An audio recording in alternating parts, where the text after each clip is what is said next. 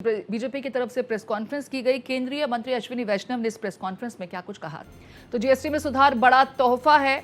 अश्विनी वैष्णव इस press conference में बोलते नजर आए। प्रधानमंत्री मोदी का मिडिल क्लास पर ध्यान, रोटी कपड़ा मकान पर टैक्स का दबाव कम हुआ। तो देखिए, जीएसटी रिफॉर्म्स को लेकर के देश भर से प्रतिक्रियाएं मिल रही हैं। इस बीच आज बीजेपी ने एक बार फिर प्रेस कॉन्फ्रेंस की जीएसटी रिफॉर्म्स को लेकर।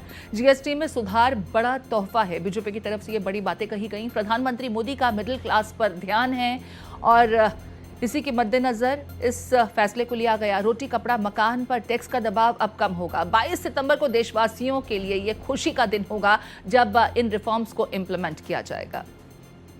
माननीय प्रधानमंत्री जी की जो मिडिल क्लास परिवारों के प्रति निष्ठा है, वो निष्ठा समय समय पे हमको दिखाई दी है। कैसे इनकम टैक्स में एक बड़ा सुधार करके 12 लाख रुपए तक की इनकम टैक्स की मध्यम वर्गीय परिवारों को छूट मिली, वैसे ही एक बहुत बड़ा जीएसटी में रिफॉर्म्स करके माननीय प्रधानमंत्री जी ने मिडिल क्लास परिवारों को एक बहुत बड़ी राहत दी है।